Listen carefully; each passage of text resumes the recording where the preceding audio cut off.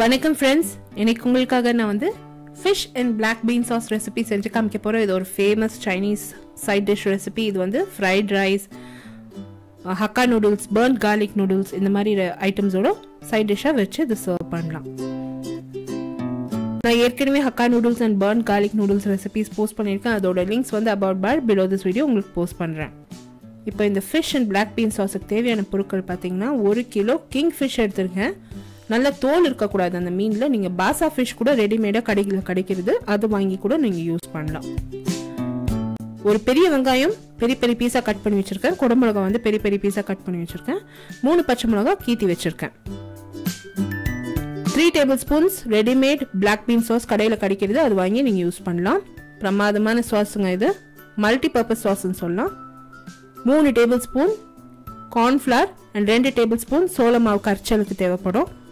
1 பெரிய table spoon அளவுக்கு மிளகு பொடி, ஒரு முழு பூண்டு வந்து உரிச்சு வச்சுருக்கேன். 1 இன்ச்சு இஞ்சி வந்து தோலெல்லாம் சீவி நீக்கி அது ஒரு பக்கமாக வச்சுருக்கேன். 10 காய்ந்த மிளகாய், வற்றல் மிளகாய் 10 வந்து நம்மளுக்கு தேவைப்படும். வெங்காயத்தழு பொடியை நறுக்கி வச்சுருக்கேன். ஒரு பெரிய டேபிள் ஸ்பூன் அளவுக்கு வினிகர் தேவைப்படும். சோயா சாஸ் ஆப்ஷனல், உங்களுக்கு அந்த ஃப்ளேவர் அண்ட் டேஸ்ட் பிடிச்சா நீங்கள் எக்ஸ்ட்ரா ஒரு 2 டேபிள் ஸ்பூன் சேர்த்துக்கலாம். ஃபஸ்ட்டு என்ன பண்ணியிருக்கேன்னா, மீனை வந்து நான் ஃப்ரை பண்ணுறதுக்காக நல்லா எண்ணெயை வந்து மிதமான தீயில் காய வச்சுருக்கேன். அந்த எண்ணெயில் வற்றல் மிளகாவை கொஞ்சமாக லைட்டாக ப்ரௌன் கலர் வர வரைக்கும் ஃப்ரை பண்ணி ஒரு மிக்சர் ஜாரில் சேர்த்துக்க போகிறேன். அந்த சில்லி ஆயிலில் தான் நம்ம வந்து மீனை வறுக்க போகிறோம். இப்போ அந்த வற்றல் மிளகா வந்து நல்லா கொஞ்சம் ஆறின பிற்பாடு அதில் பூண்டு அண்ட் இஞ்சி சேர்த்துருக்கேன். கொஞ்சமாக தண்ணி விட்டு நல்லா மசாலா பேஸ்ட்டு அரைச்சி எடுத்துக்க போகிறேன். நல்லா நைஸாக விழுத அரைச்சிக்கணுங்க. இது ஒரு பக்கமாக எடுத்து வச்சுக்க போகிறேன். இப்போ மீனை நல்லா கழுவி இருக்கேங்க. நீங்கள் பாசா ஃபிஷ் இந்த ரெசிபிக்கு யூஸ் பண்ணிங்கன்னா ரொம்ப நல்லாயிருக்கும். எனக்கு வந்து கிங் ஃபிஷ் அன்னைக்கு ஃப்ரெஷ்ஷாக கிடச்சிச்சு. அண்ட் அந்த தோலெல்லாம் நீக்கி கொடுத்தாரு எங்கள் மீன் கடைக்காரு.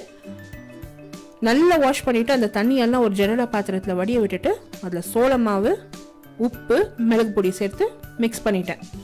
இந்த மீனை வந்து ஊற வைக்கணும்னு அவசியமே இல்லை, டைரெக்டாக நம்ம ஃப்ரை பண்ணிடலாம்.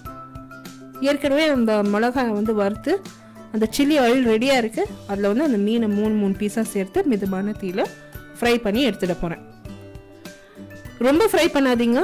ரொம்ப ஃப்ரை பண்ணிங்கன்னா மீன் வந்து ரஃப் ஆகிடும். ஒரே 1 நிமிஷம், மேக்ஸிமம் 2 மினிட்ஸ் ஃப்ரை பண்ணிவிட்டு இந்த எண்ணெயெல்லாம் வடிகட்டிட்டு ஒரு ஃபிஷ்ஷை வந்து கிச்சன் டவல் மேலே போட்டு எடுத்து ஒரு பக்கமாக வச்சுடுங்க. நம்ம நிறைய ஃப்ரை பண்ணோம்னாக்கா அந்த ஃபிஷ்ஷில் வந்து அந்த மசாலா ஏறாது அண்ட் ரொம்பவும் ஒரு மாதிரி பொடி பொடி ஆகிடும். ரஃப்பாக இருக்கும் ஃபிஷ் டெக்ஸ்டரு. 1 நிமிஷம் ஃப்ரை பண்ணால் போதும்.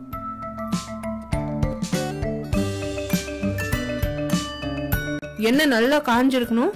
ஃபிஷ்ஷு போட்டதும் ஃப்ரை பண்ணி எடுத்துடணும்.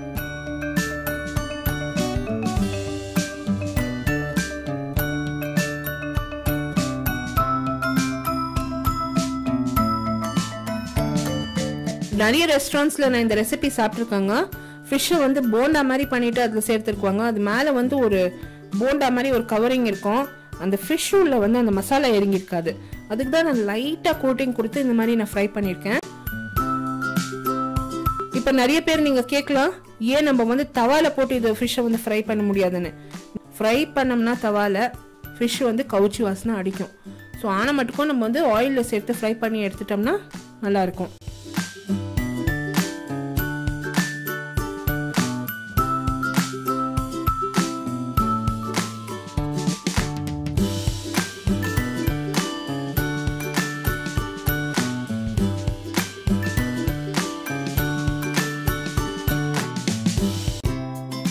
இப்போ வந்து அந்த பேஸ் மசாலா தயார் பண்ணுறதுக்கு கடாய் வந்து மிதமான தீயில் அடுப்பில் வச்சுருக்கேன். அதில் 2 டேபிள் ஸ்பூன் எண்ணெய் விட்டுருக்கேன். 5 பல்லு பூண்டு பொடியாக நறுக்கி அதில் நான் சேர்த்துருக்கேன். இந்த சைனீஸ் ரெசிபீஸ்லேயே வந்து பூண்டு அண்ட் இஞ்சி அதிகமாக யூஸ் பண்ணுவாங்க. அது வந்து அந்த கவுச்சி வாசனை போகிறதுக்காக இண்டோ சைனீஸ் ரெசிபீஸில் நிறைய பூண்டு அண்ட் இஞ்சி இருக்கும். As per Indian taste buds நம்மளுக்கு அந்த கவுச்சி வாசனை அவ்வளோவா பிடிக்காது. இந்த மாதிரி நம்ம சேர்த்து செஞ்சோம்னா ரொம்பவே நல்லாயிருக்கும். இப்போ டோட்டலாக ஆப்ஷனலுங்க. நீங்கள் வற்றல் மிளகா ஒரு 2 வற்றல் மிளகா வந்து கிள்ளி இதில் சேர்த்துக்கலாம்.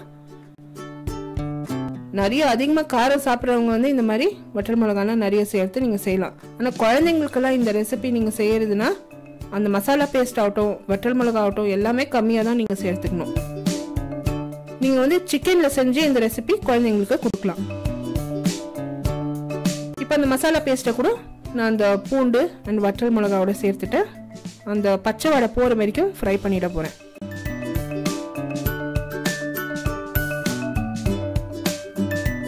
இப்போ இந்த மசாலா பேஸ்ட்டில் வெங்காயம் பெரிய பெரிய பீஸாக கட் பண்ணி வச்சுருக்கிறது அண்ட் குடமிளகா வந்து சேர்த்துக்கினேன். நார்மலாக சைனீஸ் ரெசிபீஸ்லலாம் பார்த்தீங்கன்னா அந்த குடமிளகா வெங்காயம்லாம் நிறைய வெந்திருக்காது, லைட் க்ரன்ச் இருக்கும். அந்த க்ரன்ச்சோட நம்ம அந்த ஃபிஷ் எல்லாம் நம்ம சாப்பிட்டோம்னா ரொம்பவே டேஸ்டியாக இருக்கும். உப்பு சேர்த்துக்கினேன்.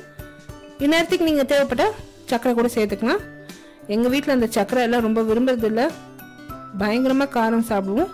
ஸோ அந்த காரமே போதும்னு சொல்லிட்டு நான் வெறும் உப்பு சேர்த்துருக்கேன். இப்போ வந்து நான் அதில் பிளாக் பீன் சாஸ் கூட சேர்த்துக்கினேன். சேர்த்து எல்லாத்தையும் அந்த மசாலாவை வந்து தயார் பண்ணிவிட்டேன். அதில் வந்து ஃபிஷ்ஷை நம்ம சேர்க்க வேண்டியது தான். சோயா சாஸ் நீங்கள் தேவைப்பட்டால் சேர்க்கலாங்க, இல்லைனா விட்டுடலாம். ஏன்னா அந்த பிளாக் பீன் சாஸில் ஏற்கனவே சோயா சாஸ் எல்லாமே இருக்குது. எனக்கு அந்த சோயா சாஸ் ஃப்ளேவர் அதிகமாக பிடிக்கும்னு சொல்லி தான் நான் வந்து ஒரு 2 டேபிள் ஸ்பூன் அதிகமாக சோயா சாஸ் சேர்த்துக்கினேன். இப்போ அந்த ஃபிஷ்ஷை அந்த சாஸில் சேர்த்துட்டு மெதுவாக திருப்பினாங்க, இல்லைன்னா இந்த ஃபிஷ் வந்து உடஞ்சி போயிடும். ஸோ ஆன மட்டுக்கும் ஜென்டிலாக வந்து அந்த ஃபிஷ்ஷை நான் டர்ன் பண்ணிட்டு இருந்தேன். அப்புறமா எனக்கு தோணுச்சு இதில் வந்து கிரேவியே பத்தலை.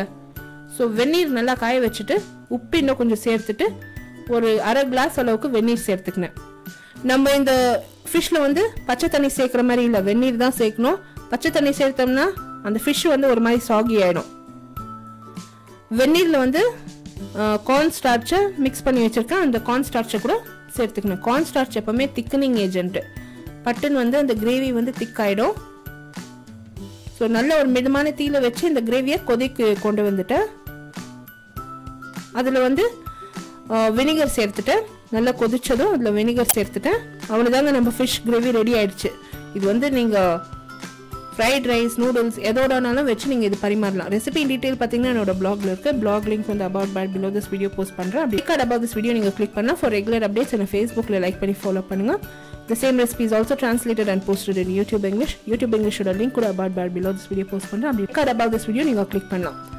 இப்போ இந்த ஃபிஷ்ஷை வந்து நான் பரிமாறிட்டேங்க. ஜஸ்ட் லைட்டாக ஒரு வெங்காயத்தாய் கார்னிஷ் பண்ணி சர்வ் பண்ணிவிட்டேன் ஹக்கா நூடுல்ஸோட. கண்டிப்பாக இந்த ரெசிபி ட்ரை பண்ணுங்கள். உங்களுக்கு இந்த வீடியோ ரெசிபி பிடிச்சிருந்தாக்கா எனக்கு ஒரு தம்ஸ் அப் கொடுத்து சப்ஸ்கிரைப் பண்ணுங்கள். அடுத்த புதிய ரெசிபியோட உங்களை திருப்பியும் சந்திக்கும் வரை, this is Vidya Lakshmi. Thank you so much for watching. Bye bye.